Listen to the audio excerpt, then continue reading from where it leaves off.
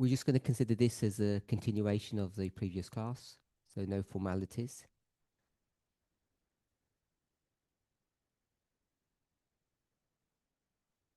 So the previous class will be 8A and this will be 8B.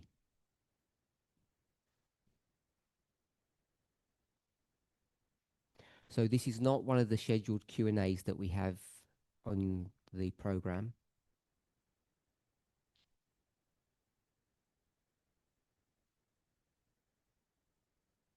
They begin tomorrow,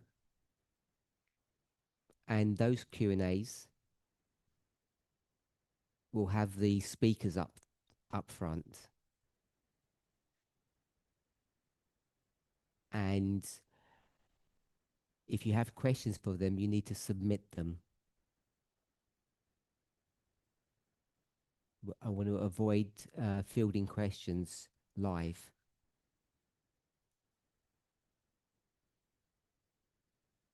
And we want specific questions about what they've presented on and what they've said that you don't understand.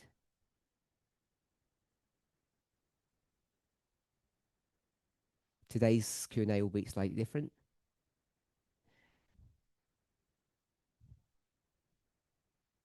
So you feel free to ask questions. If they're questions that are targeted at either Arian, Curtis, or Terry, feel free to ask them. If they're easy, I'll probably do it. If not, then we'll direct the mic and they can answer from the floor.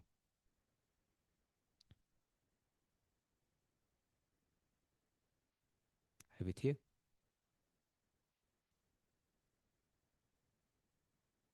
Put your hands up high so they can see you.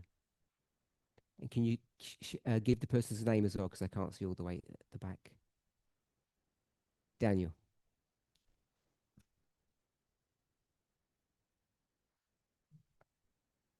My question is about the methodology.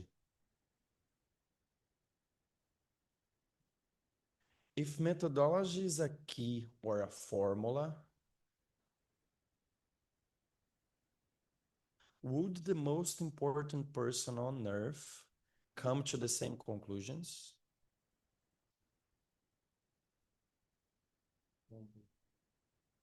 Sorry, the most intelligent person on earth. Wouldn't Satan be able or intelligent enough to use this formula to find the truths?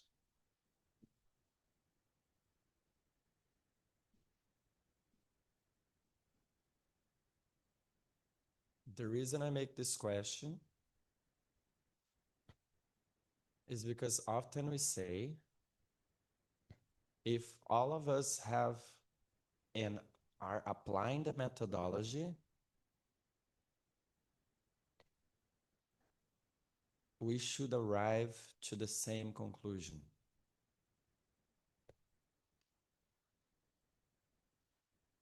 Does everybody understand the question? Put your hands up if you don't understand the question.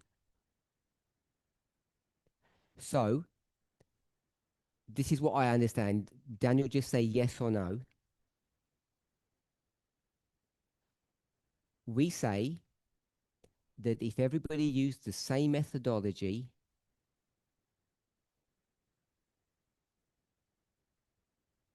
in the same way, they should get to the same answer,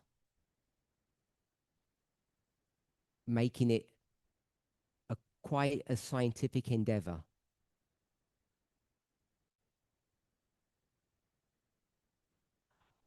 We've also described it as an art. And to me, the art bit is the first person who develops a thesis.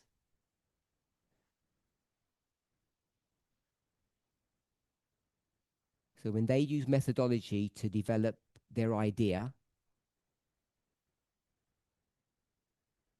If you use that same methodology, you'd get the same answer. And Daniel's question is,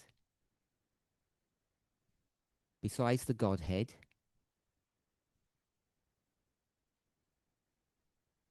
God. The cleverest person on this planet is Satan. And if we can work it out, can Satan work it out?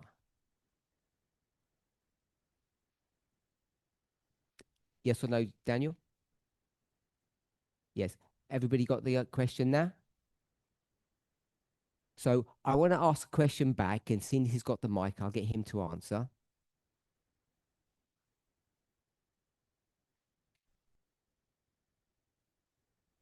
So something that we have grappled with that you need to wrestle with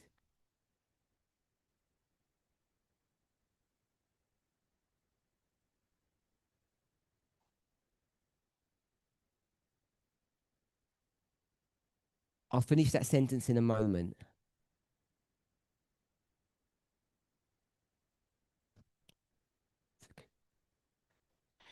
Daniel, in Revelation 17, why there's 7 kingdoms? Not 6, not 8, not 25. Why 7?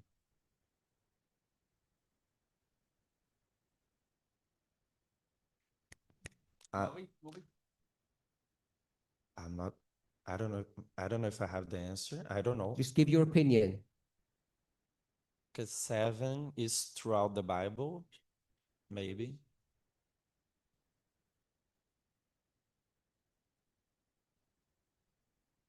Because the number 7 is throughout the Bible. Is that your answer? A simple answer, yes. So let me ask a different question. Who controlled that number if it's throughout the Bible? Who said there would be 7 kingdoms?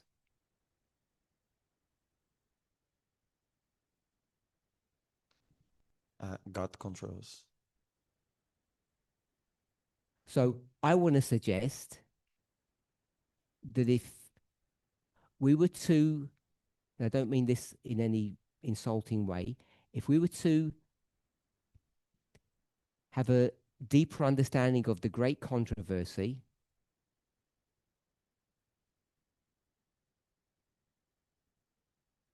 if we were to get into the mind of God,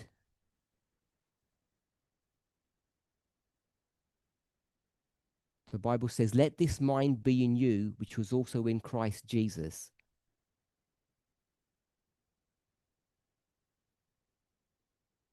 So if we could understand how God thinks, we would know that God has limitations and restrictions.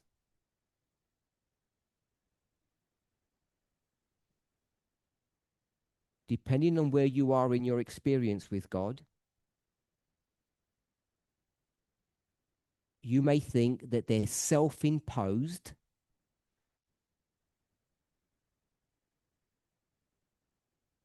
or you might think that they are forced upon God. Either way,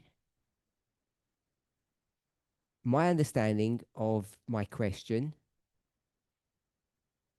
is that Satan controlled that number, not God. God just sat back, checked their watch, and said, tell me when you're ready. And Satan knew all the methodology, all the rules, everything. And Satan decided by the time you get to the 7th kingdom, they would be ready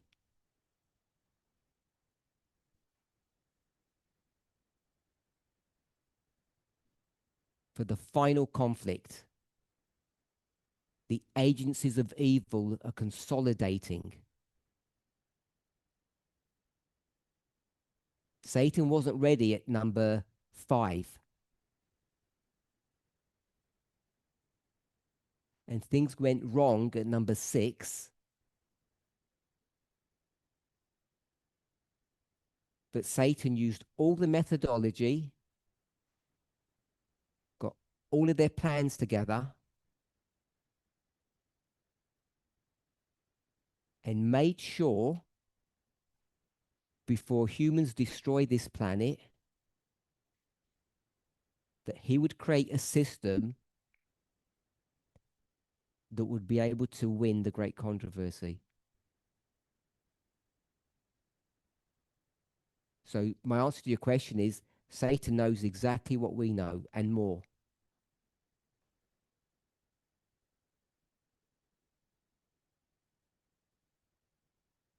And who knows the future? Do you? Does God? Does Satan?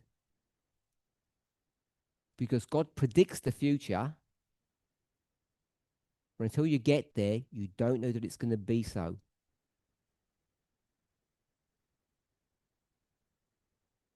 Satan knows that. God knows that. I'm not sure that we do. So methodology, I'm not sure either helps or hinders him in that warfare.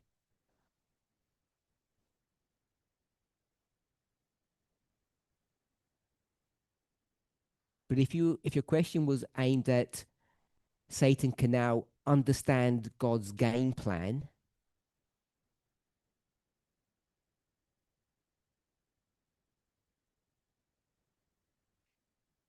for sure he can. God is pretty transparent.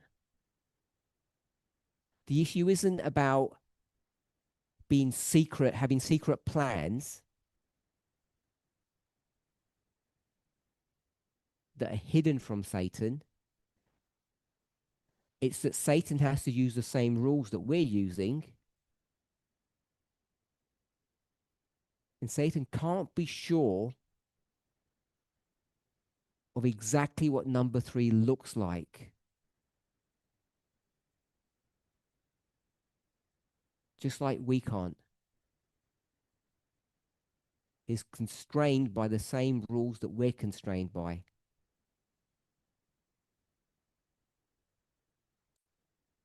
I don't know if that answered your question.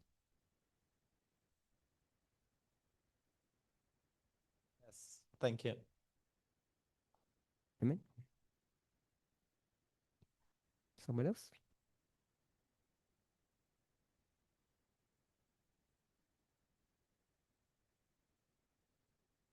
With the ultimate ICM and people don't. I thought we'd have 100 questions, 100 hands up.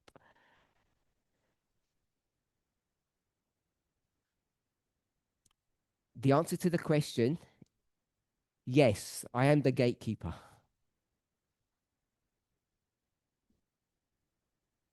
That was for you, Monica. Sorry, it's a bit of a joke. Andres. My question is about the idea that symbols can stand on its own without a structure.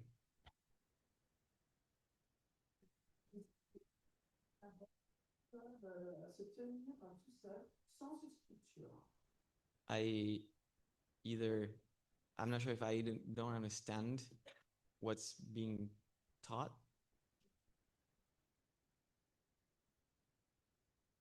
or if I do and I don't agree initially, at least.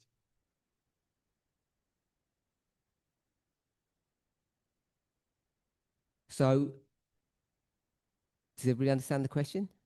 Put your hands up if you don't. So I'll have a go and tell me if this is your question.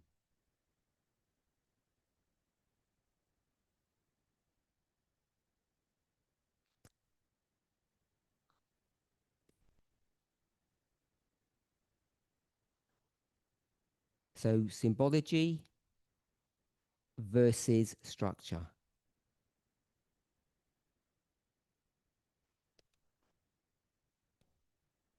So all of us are familiar with lines, waymarks, etc.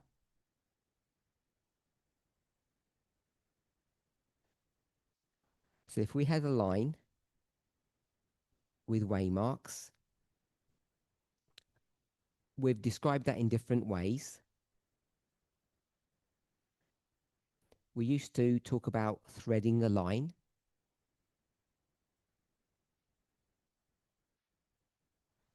We sometimes talk about progression. And so this can be understood as a structure or a sequence. And I think that's already been stated in some presentations already.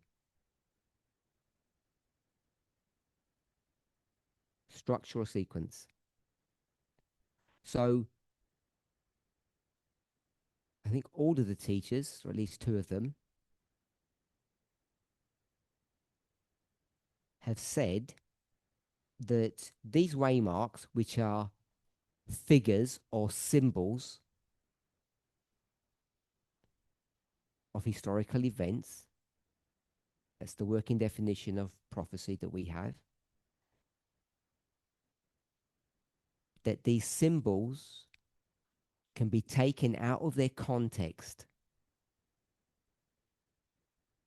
and they can be analyzed and used on their own.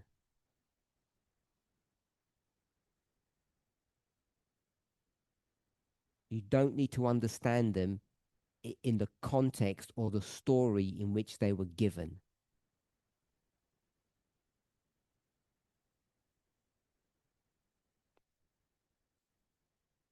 And most people struggle with that.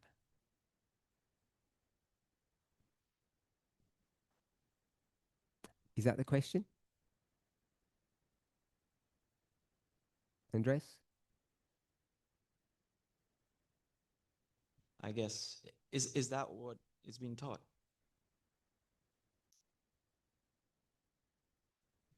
Is that your question? I'm gonna say yes. Yes. Then my answer is yes, that's what's being taught. Does everybody understand the question? Are these teachers doing something illegal by taking a symbol out of the story or the context in which it was given and make it stand alone and do funny things with it?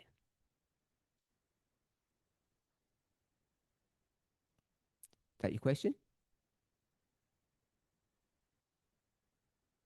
Yes, but like, I also don't know what it means, or what are they thinking when they say taking it out of the context?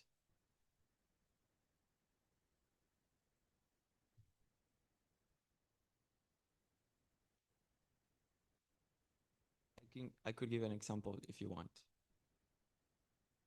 So you're going to give me one or I'm going to give you one? What did you say? Maybe I can give you, and you tell me like if that's what's being meant. I'll give you one. Okay. Revelation 17. We've said that there's a panoramic view and a dispensational view. Do you agree with that? So the dispensational view brings you to the year 1798. Do you agree with that? So we're in 1798 and John is going to look forward and backward. Agree with that? And he's going to see a beast. and he's going to see a woman. Agree with that? Yes? That beast and that woman that he sees at that moment in time,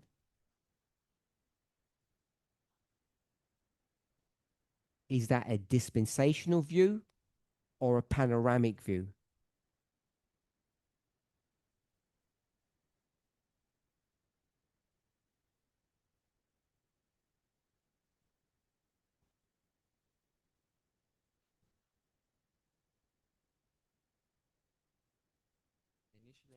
I'd say panoramic. So when Josh says it's a scarlet,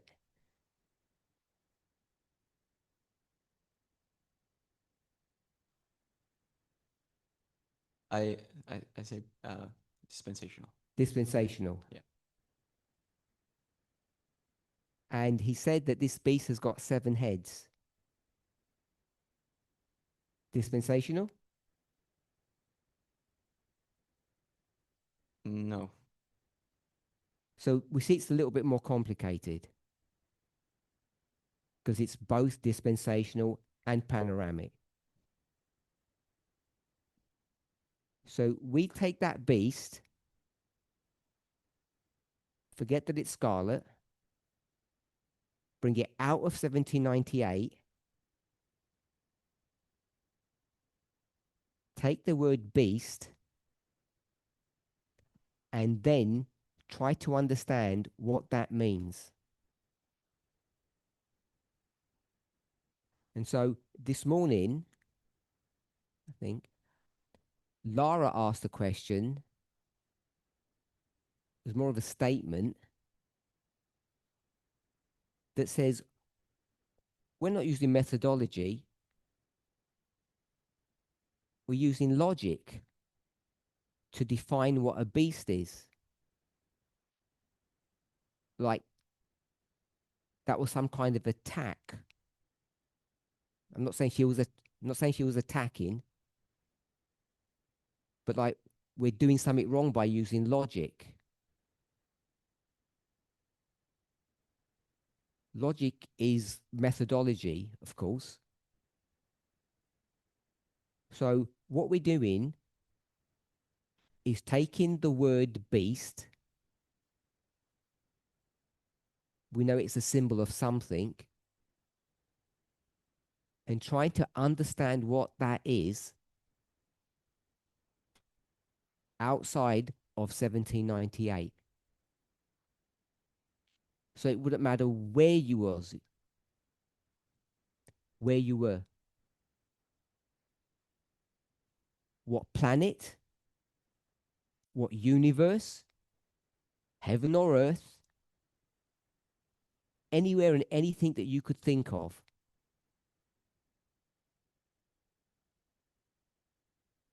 It should work. Whatever that symbol represents. That's what I understand taking a symbol out of its context to be.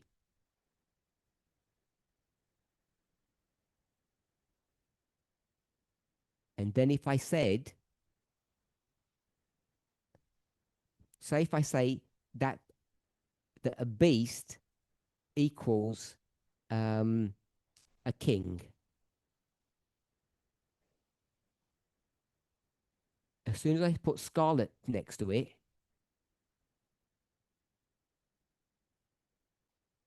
then I put structure. And I would call that the 5th king. Hope you will understand why it would be number 5. If I take scarlet out, no context. If I put scarlet in, then there's context. Does that begin to answer your question?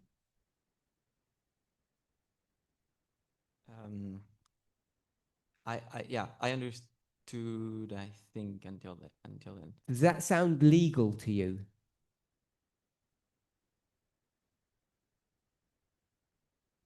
to take the beast out of the Everything that I just did, Yeah. reasonable. Yeah. So you obviously have in your mind that something unreasonable is happening somewhere. Yeah.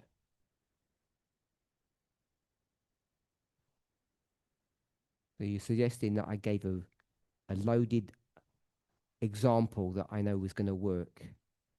Yeah.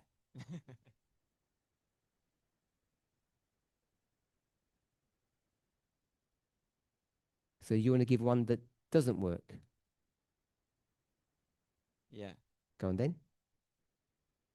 The Fabius Maximus urges example.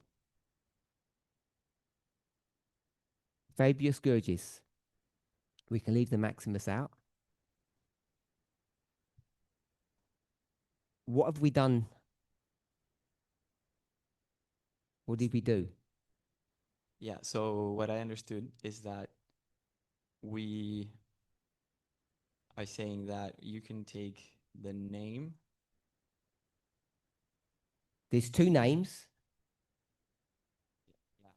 Both names. And just forget the context, meaning forget the history and who. What did we do? We took Fabius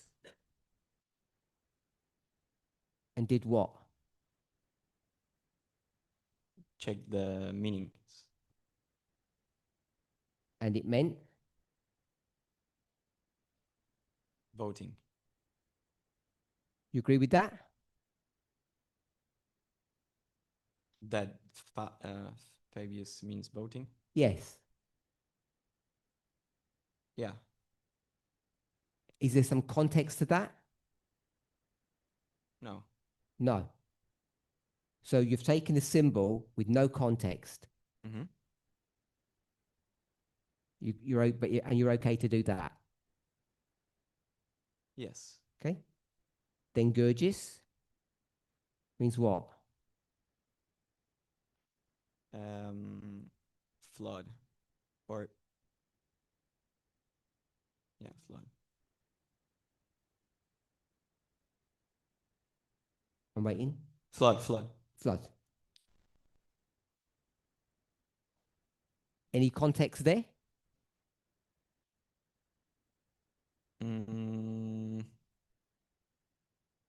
I guess a little bit of the personality of that specific person.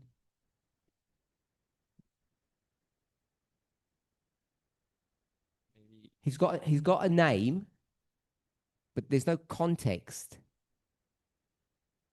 Sure. Okay, I can accept that. If the word just means that. Yes. Yeah. Because that's why he's got the name. Yeah. So you agree, Fabius Gurgis, there's no context.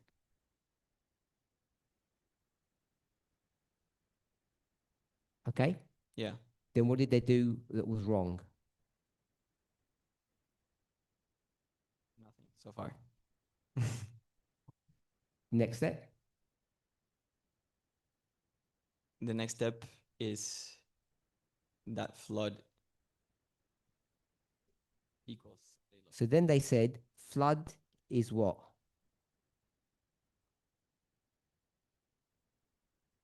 Well, 538 or Sunday law in the end. They said that the flood is 538. Are you okay with that? I'm okay that flood can be 538, yes. So we're okay with that, and we're okay with 538. Mm-hmm. So now we've got a contextual version of flood. Now we've contextualized flood, yes? Yes. with the history of 538. So when we contextualized flood, now what does flood become? Structure.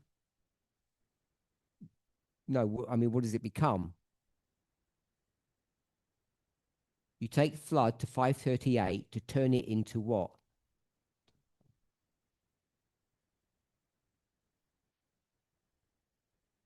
You turn flood.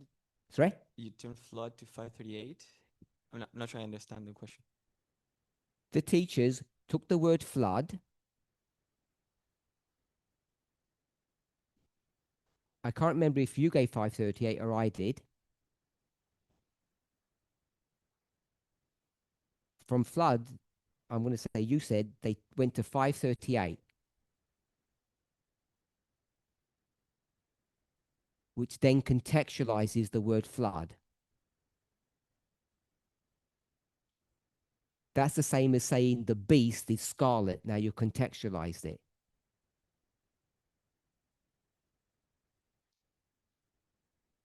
All good? Now what's the next step? You're going to turn flood into what?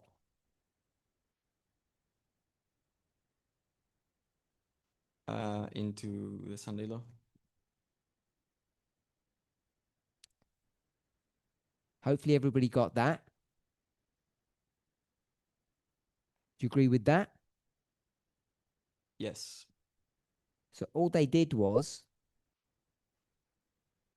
took the word vote all the way down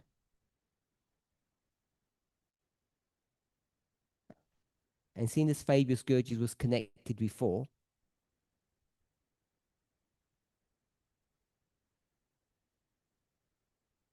they reconnect them. And they say, at the Sunday law, there's going to be a vote.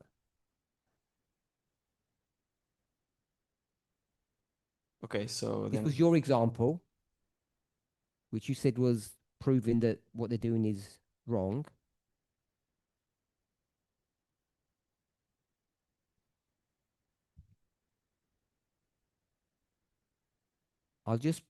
I'll go up and you tell me where they made the mistake.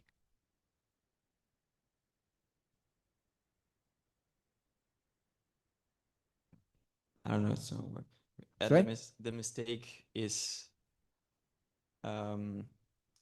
taking is the beginning, taking the name.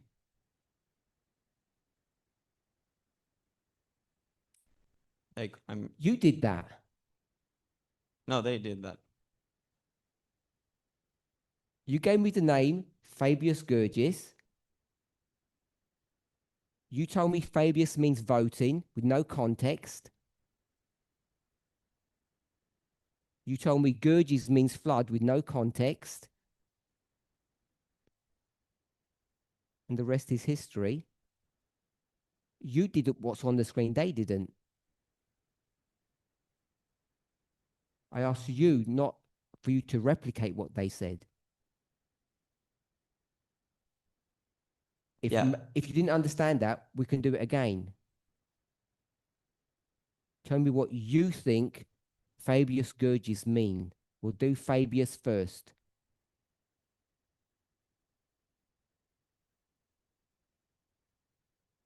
What I mean is that so all of that is based on the premise that it has a prophetic significance. No.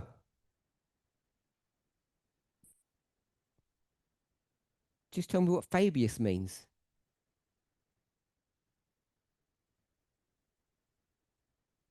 Wikipedia doesn't believe in prophecy, but you can go to Wikipedia and get the answer to that question.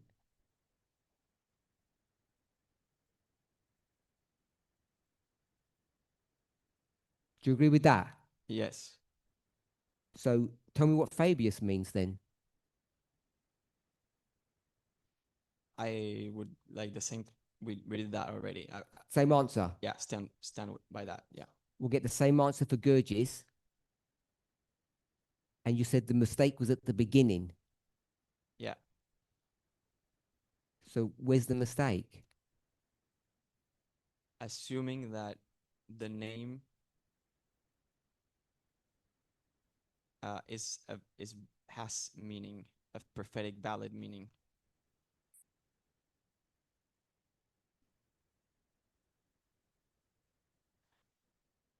Does your name mean something prophetic?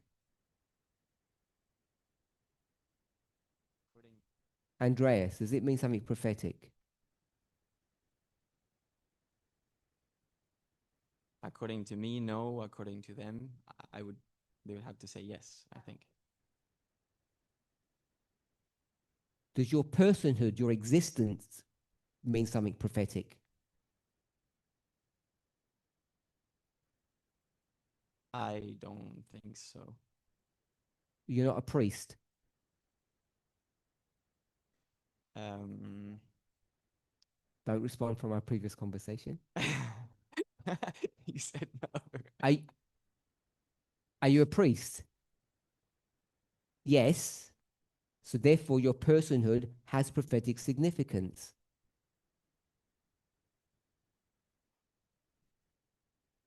You're a prophetic entity. That's not hard to understand. And this person who can be found in prophetic history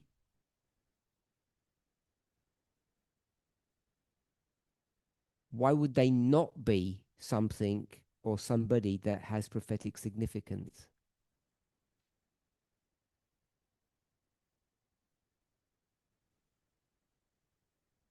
Seeing as they're so famous. Okay. So there you added that the person is found in prophetic history. That to me that might be, They're in the Bible. yeah, so it might be key, like that wasn't mentioned as part of the proof. Even if they weren't, if you're clever enough, you might find a person in a country that isn't mentioned in the Bible that they also may have some prophetic significance. So so if But I'm not being funny. You just turned the tables. This was your name, not mine. The example I gave came straight out of the Bible, as did yours. Go ahead. I only gave it because they gave it. But so what if I have a child and I name them um, Sunday Gurgis?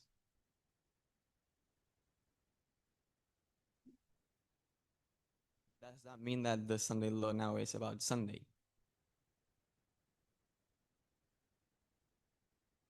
If your child grows up and becomes the president of Uruguay and has great influence in the UN, I'd say yes. But if your child grows up to be just an average person, then no. Ah, okay. We didn't go into that history and talk about Fabius Gurgis' servant.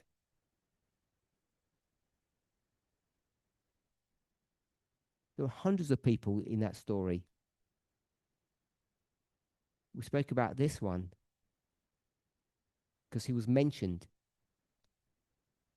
Okay, then the name does have a context, which is which is it wasn't a regular person. It was in the context, the name was put on a person that's important.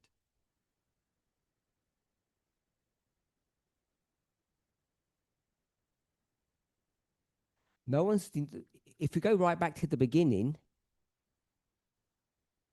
no one's denying that these waymarks aren't in a structure.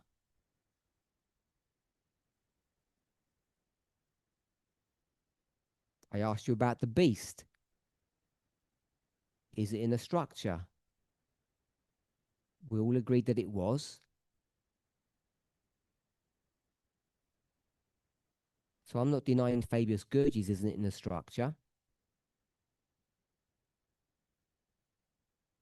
What I did was take the beast out of a structure, put it into a black box, and analyze it, which you said seemed to work fine.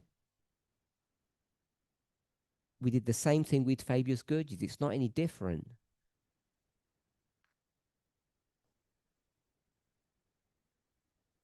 I'm still not sure what the illegality is. It's different. I think it helps because, or it can begin to help me, because I thought we were saying that any person, like if you just take the name and forget who he was, then that it has prophetic symbology, meaning. She can't understand what you're saying. I'm sorry. So, So our translator can't. initially I thought that we were taking only the name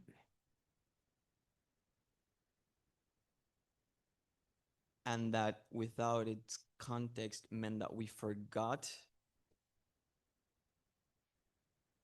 that the person was in a prophetic history and that was a relevant person.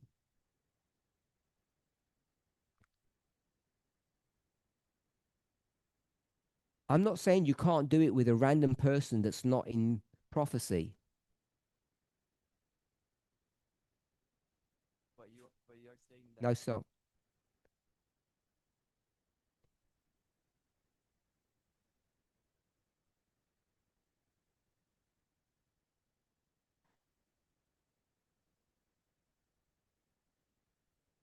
ready?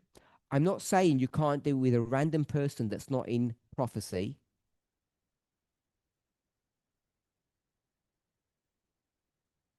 All I'm saying is if you did that, it'd be very difficult. So all the examples that we give are prophetic ones, if you want to use that term. Easy ones. Ones that seem relevant to us.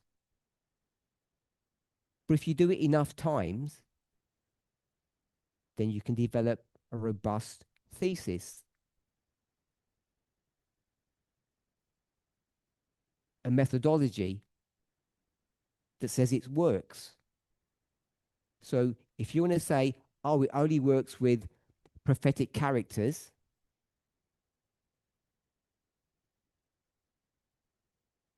sure. But maybe it works with other characters too. We just haven't tested it.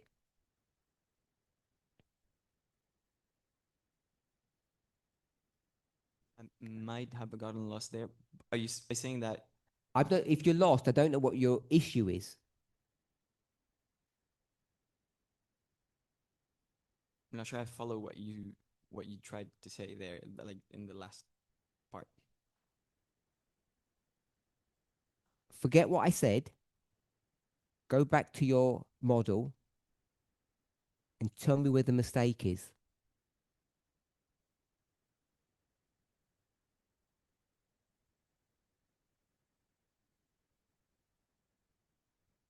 Um, in my model, the mistake is disregarding that the person was part of a prophetic history.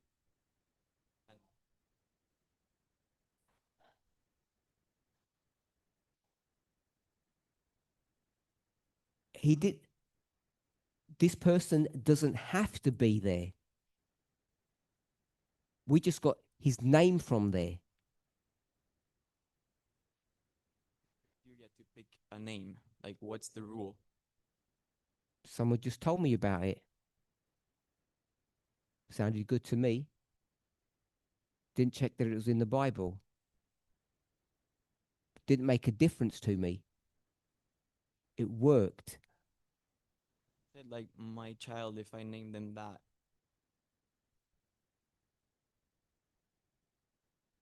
Why did you say like if they become important in the UN? Because the only reason we're talking about this person is because his name has endured for thousands of years. If I tried it with his servant, I might be clever enough to do something with it.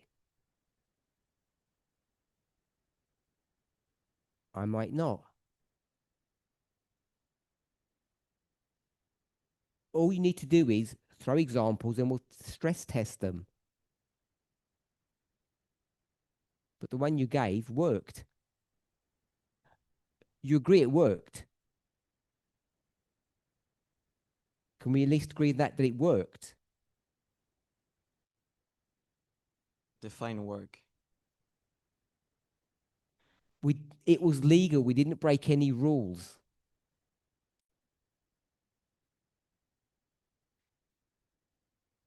It was a valid use of William Miller's rules.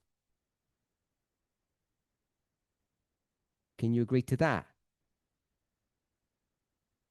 I don't think so. Well, what I find strange is all the ticks were yours. Your name, your ticks, your definitions. So you're disagreeing with yourself, not with us. I think we're going in circles because We're running in circles because you're not willing to see or admit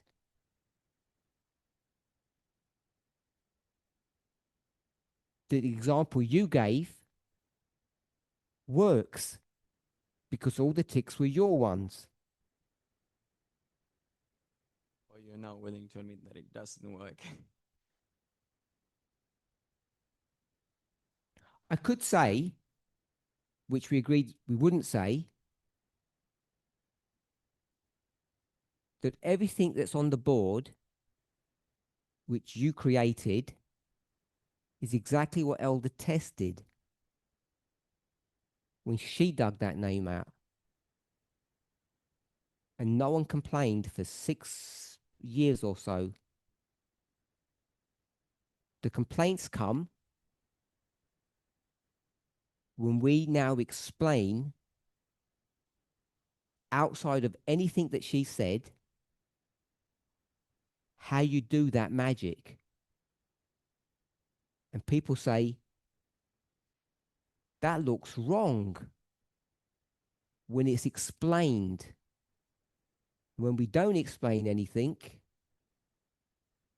and we're famous, people seem to accept stuff. Better later than never, I would say.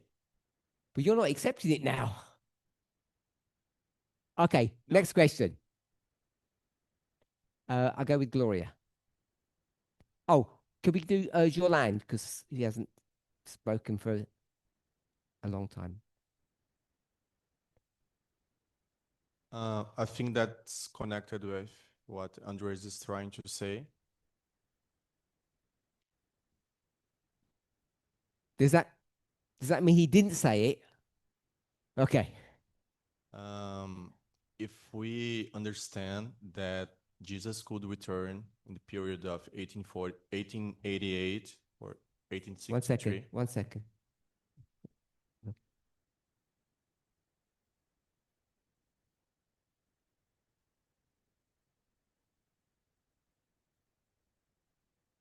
Is there a problem?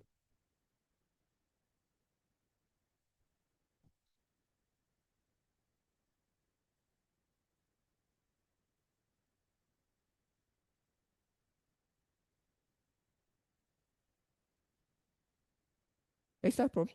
Just tell us when to start.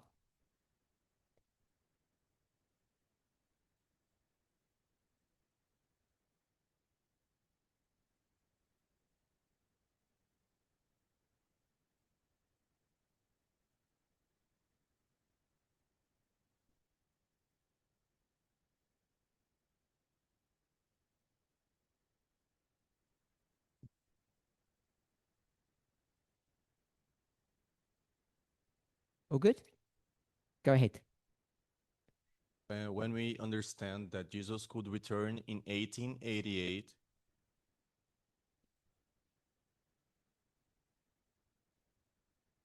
and that all the Bible would fulfill that time,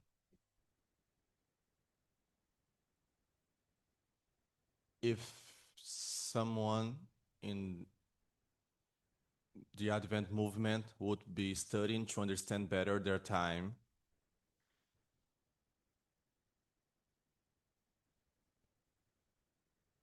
and pick that name, Fabius Gurgis, and make the same thing that Andres did. So they would understand that Sunday law would be connected to a vote.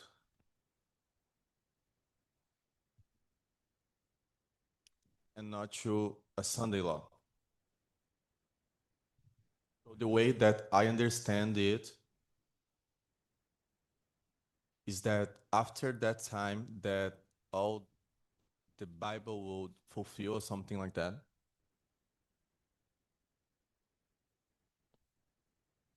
God is guiding us through some places in the Bible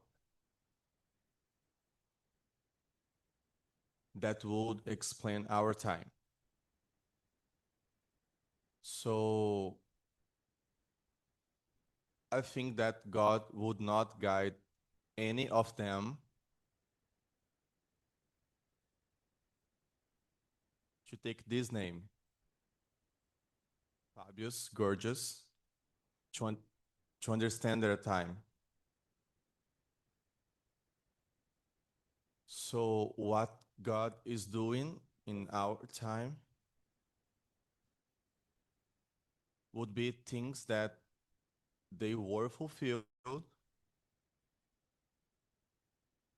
but we are given a new significance to that, a new meaning for that. And I believe that God uses people,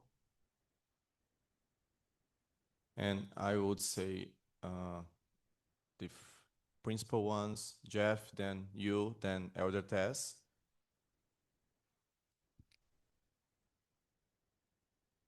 And that we are building upon layer after layer. So when Elder Tess did brought this name, that means for me that it is important.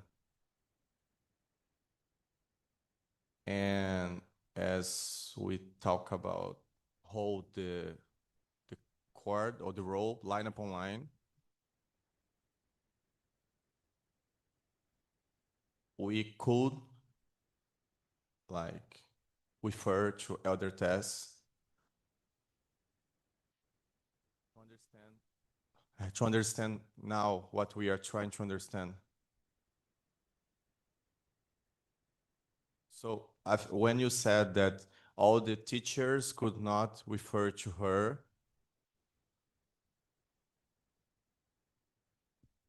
I think that's good to prove the point without other explanations.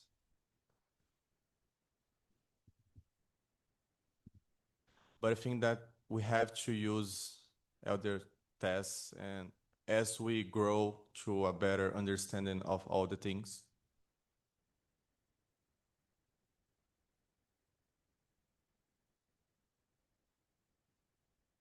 So in summary, I would think that God has guiding people to understand what they need to understand in their time.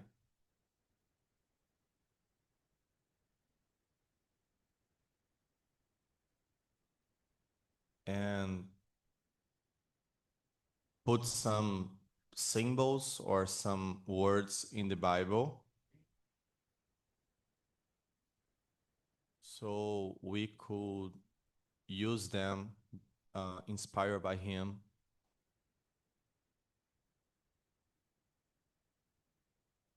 To understand our time. So they would not look at that name to understand their time because they have another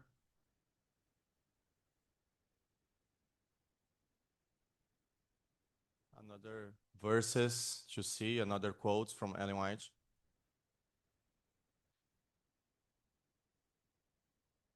But God left some words and some names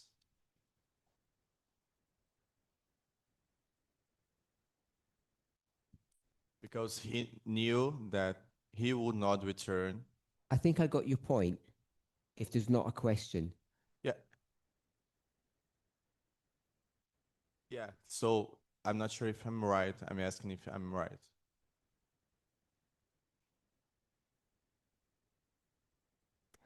Over to Gloria. There are certain things that I guess I don't agree with that you've said. In 1888, there was never going to be a Sunday law. Ellen White is wrong. Jesus was never going to return in 1888. That could never have happened because the United States hadn't matured. It was too immature for the sixth to have done its work and then develop, and for the raising of the seventh kingdom.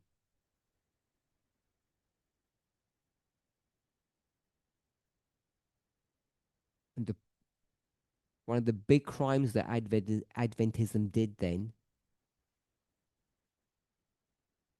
was that its leadership led them astray, which was Ellen White. And one of the most faithful people around at that time, I think,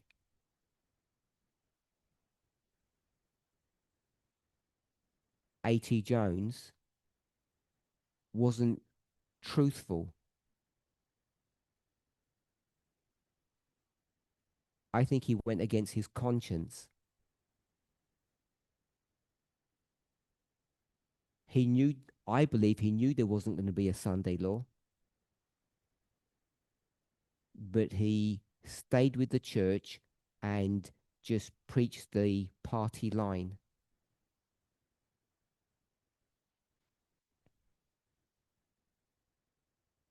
Everything else you said about older Tess, I agree with.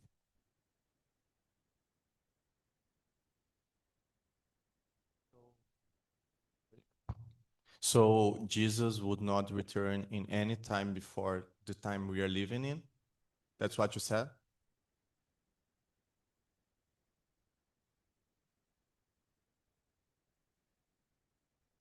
Yes, that's what I said.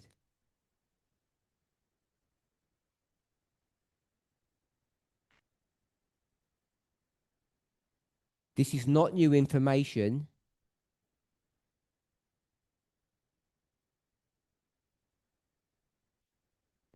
This is not new information.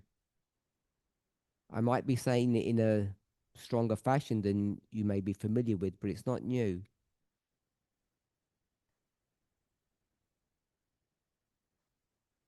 Someone can tell me what the Latin phrase is when Ephesus is created. It can only be created when the time has been fulfilled, which means Rome needs to have risen to power and be controlling the world.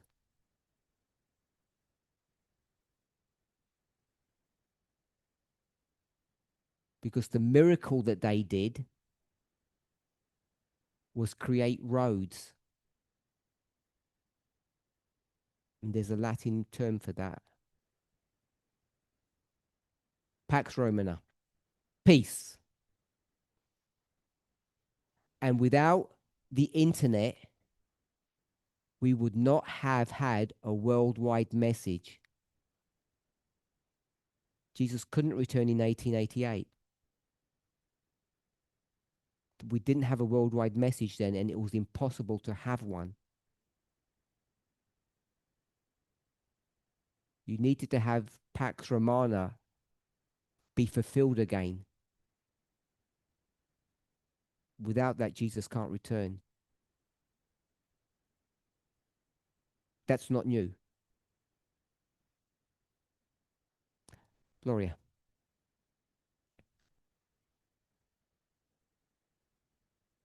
I understand the concept of just having structure and symbology separately.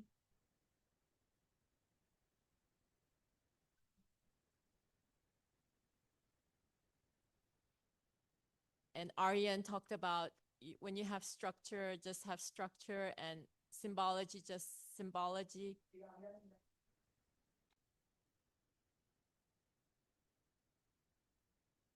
Now, when you combine them together, structure and symbology, could you explain?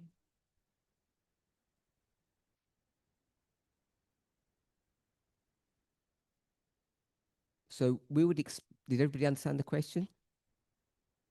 It's regarding the separation and combination of symbols and structure.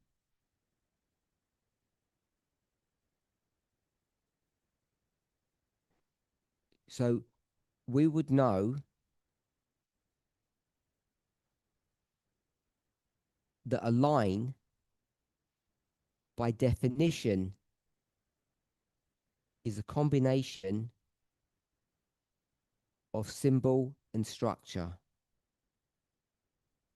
because each one of those waymarks are symbols that represent a historical event. And when you put them connected to each other, you have a structure. So that's how most people understand it when they're combined together.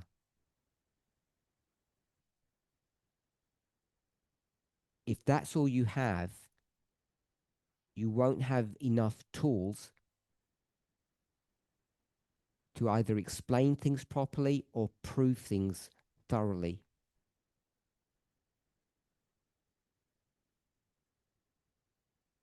And it's only by taking symbols outside of their structure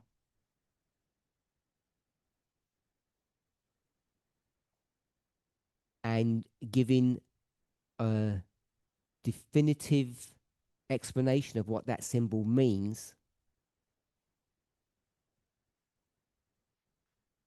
that you can be sure of its structural meaning. Because the structural meaning in the context of Revelation 17 is a dispensational view. If you don't pull it out of its context and have a look at it and try to understand what that symbol means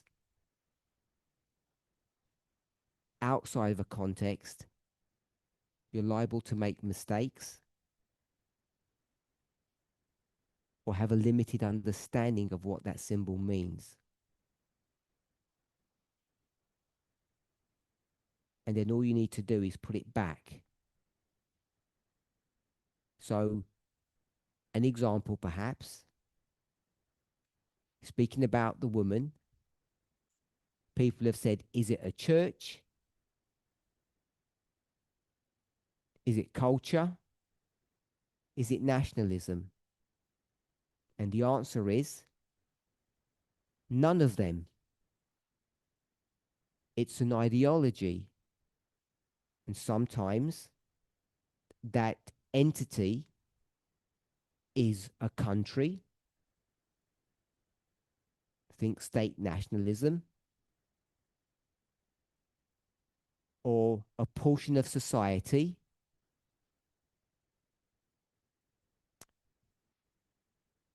Feminism. They have a culture. Or a church, which has religious ideas. So or a church that just has religion. Maybe I'll just say that.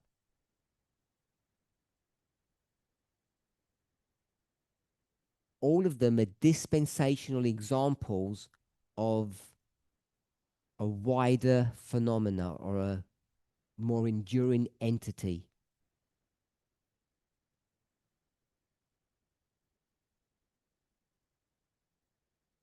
And if you remain in the dispensational box, it becomes hard to conceptualize other viewpoints.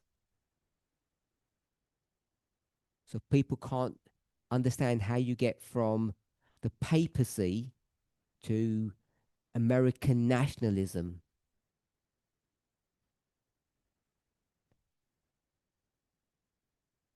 They find it hard to understand that they're the same things, because the person who owns those ideas are very different. And if you can take these symbols out of their structure, out of their context, it liberates you from your biases. I don't know if that answered your question. Function, yeah. So the function of a hook, what's the function of hooks?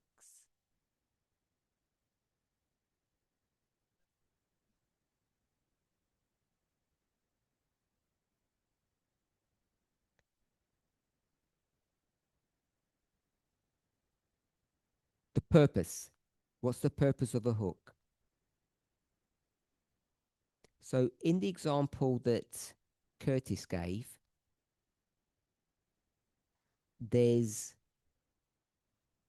a famous Roman that's doing something somewhere. And that's story one, because it's in country one. Just so happens in the same kingdom, another Roman is doing something else. Story two, country two. And they're completely independent stories. They have nothing to do with each other. They kind of do in real life, but.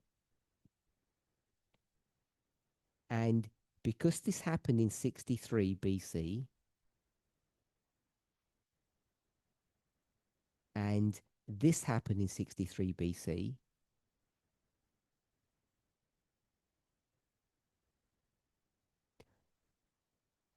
this one's obvious. This example. You can see, because we've got two 63s, we'll get this story, move it to the left, and do this.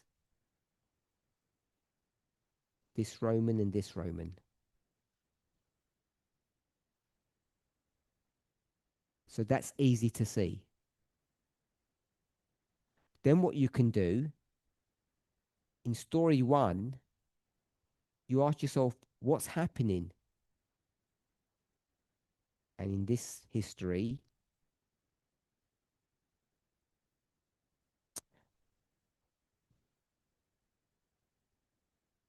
the superpower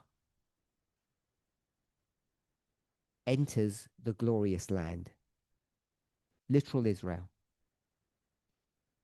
So then what you can do is you've got 63 BC twice. So now you've got two stories. And because they're now connected, in this case by the same year, they're happening at the same time. In this case, literally. And if they happen literally, you can make a case that it can happen symbolically. That these two things could happen symbolically at the same time. And now we have a third story. A third story is not 63 BC. It's Daniel 11 verse 41. Something totally different. Story 3, country 3. And this we'll just call the King of the North. And because we know this country 3 is the glorious land, you can go back to story 1, because story 1 was the glorious land. And now we can add a third element to say that this happens in verse 41.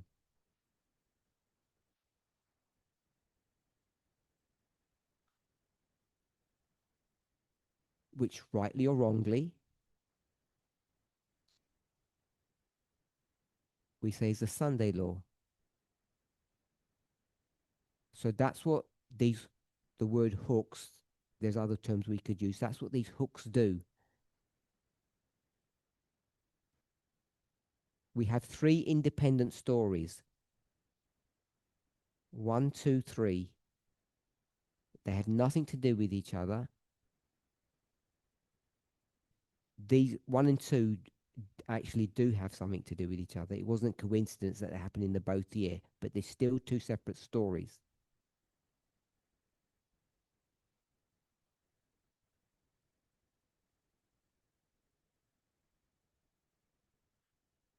So all you do is line them up. We've done story 1, the glorious land, and story 3, the glorious land. What we haven't done is analyze story 2. We didn't say what story 2 is about. And so story 2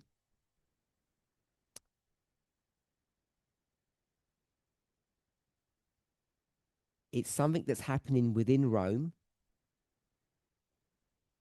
No other countries. It's in Italy. It's happening. So you pick up internal. So we picked up internal from this structure. We take it out of its context. And we say, what does the word internal mean when it's in the context of a kingdom? So now we've got something internally happening in a kingdom. You take that concept, which is in story 2, and then you bring that into your model. So now what we're expecting in verse 41, when the glorious land is being entered into,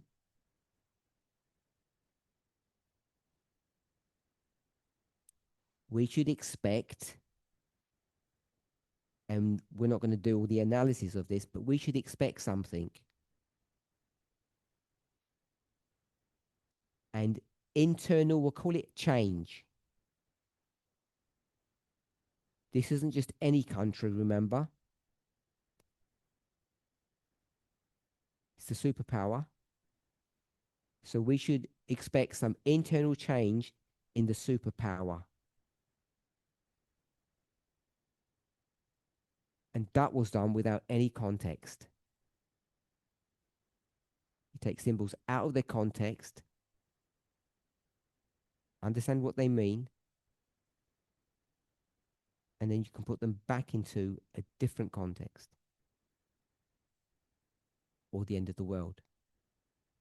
So there's plenty of things that Curtis didn't go into in this 63 Caesar story.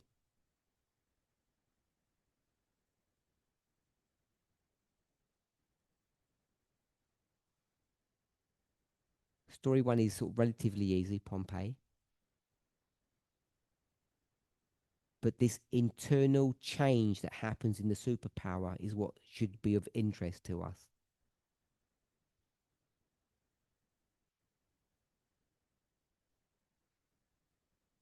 That's how hooks work and how powerful they are.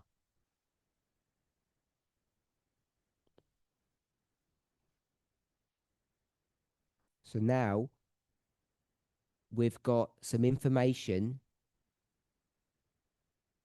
about the Sunday law that is not found in the Time of the End magazine.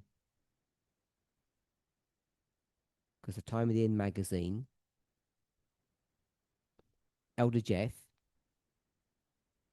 didn't do what's on the board here. You can see how easy it is. And if Elder Jeff had done all of that, he would likely, which is kind of what Jolan said,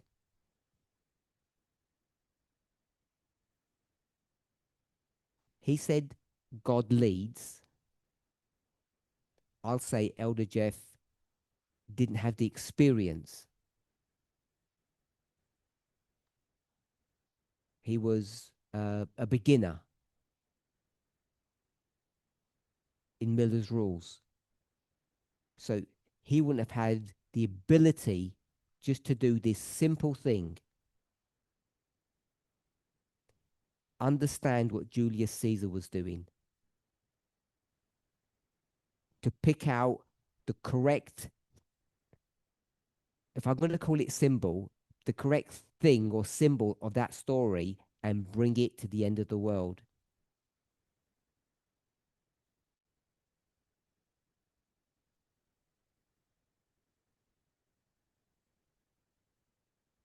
So I'm not trying to turn this into some big thing, but this is new.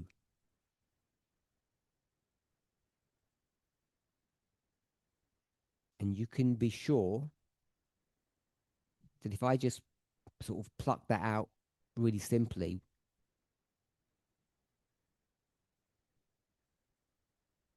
there's several of these elements. And these will define what happens at the Sunday law. In a way that many of us will be surprised with. Just this one thing, an internal change in the superpower. And all you've got in verse 40 and 41 is the king of the north and the glorious land.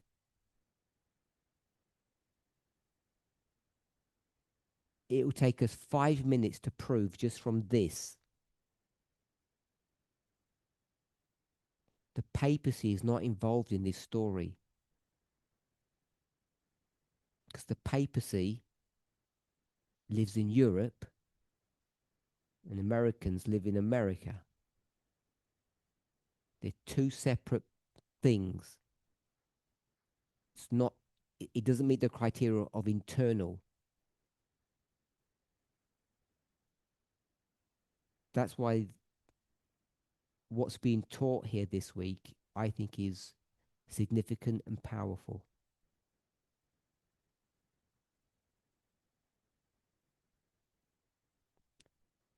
We've run out of time. I apologize. We've gone 2 hours almost now.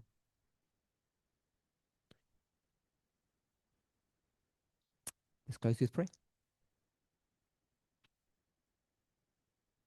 Holy God, we thank you.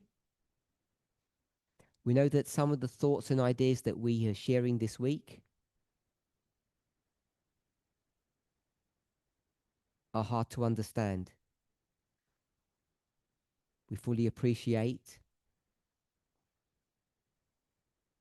I and the teachers who are standing with me. that some of these things are both new, but some of the old things sound new.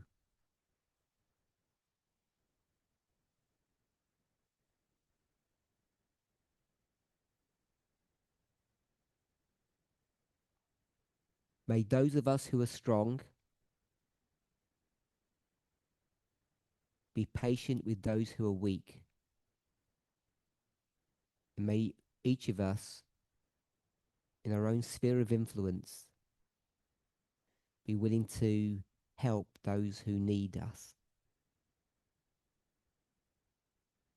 Help us to know and experience